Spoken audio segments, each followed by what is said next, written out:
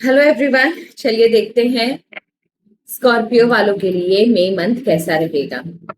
Let us check Scorpio के लिए मई month कैसा रहेगा। है इस मई में क्या होने की संभावना है। Fine, I take this isolation, portal and fulfilment, intuition. देखिए, एक चीज तो कंफर्म है, मई मंथ की शुरुआत बहुत ही लो है, वेरी लो। बिकॉज आइसोलेशन का कार्ड है, सबसे पहला कार्ड ही आइसोलेशन का कार्ड है। दैट मीन्स कुछ अनप्लेजेंट इवेंट्स हो सकते हैं मई अप्रैल एंड में या मई फर्स्ट वीक में। कुछ ऐसे अनप्लेजेंट इवेंट हो सकते हैं जिनको देखकर आपको अच्छा ना लगे, या फिर आप बहुत ज्यादा मायूस हो क्योंकि आपकी एनर्जी बहुत लो है। मई के शुरुआत में एनर्जी बहुत लो है आपकी। तो आप अपने आप को थोड़ा अलग थलग रखने की कोशिश करोगे, ज्यादा बातचीत नहीं करोगे किसी से भी, किसी को अपनी लाइफ में एंट्री नहीं देते हुए नजर आ रहे हो, थोड़ा सा डिस्टेंस आप मेंटेन कर रहे हो बिकॉज यू आर हर्ट। आपको तकलीफ पहुंची है, आपको दुख हुआ है, and that is the reason कि इस समय आप अपने आप को लोगों से दूर रखे हुए हो। एक बहुत भयंकर झगड़ा यहाँ पर दिखाई दे रहा है। देखिए, अब आप नेगेटिव लो पॉजिटिव लो, मुझे फर्क नहीं पड़ता, लेकिन जो एनर्जी है मैं सिर्फ वही पढ़ रही हूँ। बहुत भयंकर झगड़ा है, ये कोई पावर स्ट्रगल भी हो सकती है, या फिर कोई अननेसेसरी आपको प्रोवोक कर सकता है मे में। आप अपने आपे से बाहर जाओगे, आप भी उसके जमकर मुकाबला करोगे, तो ये यहाँ पर एक झगड़े की, एक डिस्प्यूट की, एक आर्ग्यूमेंट की एनर्जी आ रही है, एंड काफी स्ट्रॉन्ग एनर्जी आ रही है। मार्स इन कैंसर, मार्स इन कैंसर का मतलब ये होता है कि सडन आउटब्रेक ऑफ एंगर होता है। मार्स इन कैंसर मतलब सडन आउटब्रेक ऑफ एंगर, कुछ अचानक से बहुत जोर से गुस्सा होना, एक एक जिसे बोलते हैं ना गुस्से का आग बबूला होना, वो वाली एनर्जी है। हो सकता है कोई आपको प्रवोक करे या कोई चीज आपके सामने आए जिसको देखकर आपको गुस्सा आए, आप अपने आप को कंट्रोल ना कर पाओ, इस तरीके की एनर्जी है। एंड लास्टली फुलफिलमेंट की एनर्जी है। इतना होने के बावजूद भी एक तरफ जो है वो मई आपके लिए बहुत ज्यादा सुखदाई भी है when it comes to money. अगर मैं मनी की बात करूं तो मई आपके लिए बहुत ज्यादा अच्छा है, क्योंकि मई में आपके बहुत सारे विशेष मुझे फुलफिल होते हुए नजर आ रहे हैं। साथ ही साथ कहीं ऐसा लगता है कि कुछ डिजायर, कुछ मैनिफेस्टेशन आपके पूरे होंगे। फाइनेंसेस में इंक्रीमेंट यहाँ पर है। फाइनेंस रिलेटेड कोई ट्रैवल हो सकता है, काम काज रिलेटेड कोई ट्रैवल हो सकता है। जो भी यहाँ पर ट्रैवल भी अगर होगा तो वो भी आपके लिए बहुत फ्रूटफुल साबित होगा। सो यहाँ पर आप समझो एक नई अपॉर्चुनिटी आएगी भी, आप ग्रैब भी करोगे, और फाइनेंसेस बहुत अच्छे रहेंगे। साथ ही साथ इंट्यूशन का कार्ड है, दैट मीन्स स्पिरिचुअली आप बहुत ज्यादा अंदर से ग्रो कर रहे हो। इंट्यूशन का card is a very strong card.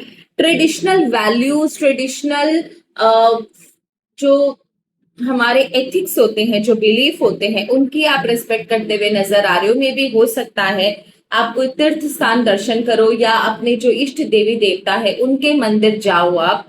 तो यहाँ पर आप मुझे मंदिर जाते हुए या ट्रेडिशनल वैल्यूज, ट्रेडिशनल बिलीव्स को फॉलो करते हुए कोई पूजा पाठ करवा सकते हो, मंदिर में कोई दान दक्षिणा कर सकते हो, related to something related to your religion, आप कुछ काम जरूर करोगे। एंड इंट्यूशन बहुत हाई है, तो ये एक गिफ्ट होता है ईश्वर का आप लोगों के लिए। So it's a very good thing कि अगर आपका इंट्यूशन हाई है तो आप ट्राई करना कि अपना जो भी डिसीजन हो वो अपने इंट्यूशन से ही लेना, instead of your rational mindset. तो अब ये देख लेते हैं कि आपको किन चीजों से बचने की जरूरत है, राइट। कौन सी ऐसी चीजें हैं जिनसे आपको बचने की जरूरत है।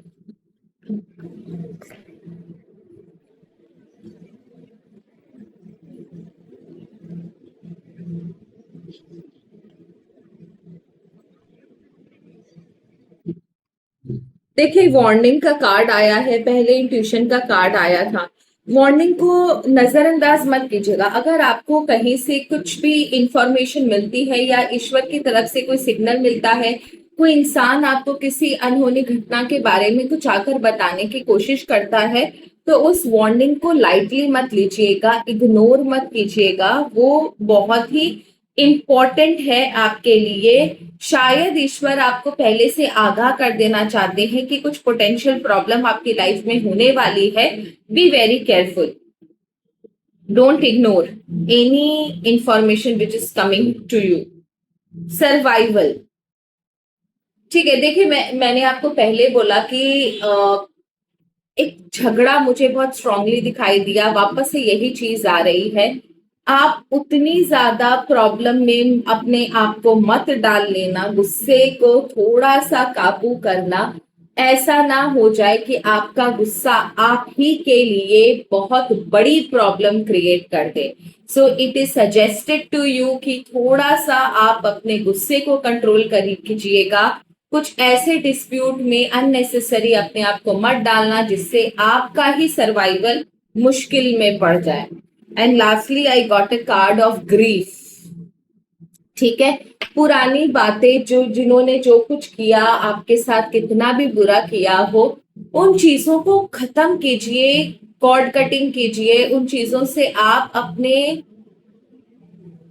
अपने अंतरात्मा को, अपने आप को उन चीजों से अब आप अलग कर दीजिए, क्योंकि आप बार बार उन्हीं लॉस्ट मेमोरीज में वापस जाते हो, बार बार उन्हीं चीजों को याद करते हो। वो चीजें आपके प्रेजेंट में आपको डिस्टर्ब करती हैं और उस डिस्टर्बेंस का असर आपको अपनी लाइफ में दिखता है। सो it is suggested friends, stay away from these kind of things. आपके लिए कौन से डेज लकी है, कौन से नंबर्स लकी हैं, चलिए निकाल लेते हैं। नंबर्स से आप, डेज नहीं डेट्स, कौन से डेट्स आपके लिए लकी हैं, कौन से नंबर्स आपके लिए लकी हैं, चलिए देखते हैं।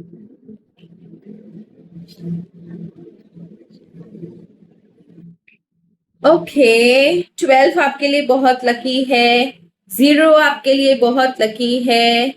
0 जिस भी चीज में होगा, तो अगर 20 में है, 10 में है, 30 में है, तो आप समझना आपके लिए लकी होगा। ठीक है ना। एंड लास्टली 8 नंबर आपके लिए बहुत लकी है। चलिए लास्टली अब आपके लिए ये देख लेते हैं कि कौन सा एंजल नंबर आपको इस मई मंथ में तरक्की दिला सकता है, हेल्प करवा सकता है आगे बढ़ने में। इस नंबर को आप कहीं लिख कर रख सकते हो। 77 का एंजल नंबर आपको मिला है। ये एंजल नंबर भी वही चीज आपको बता रहा है कि जो भी कुछ होता है वो पर्पस के लिए होता है। आप ये समझ के चलो कि आपकी जिंदगी में जो भी कुछ हुआ वो किसी रीजन से हुआ, किसी पर्पस से हुआ।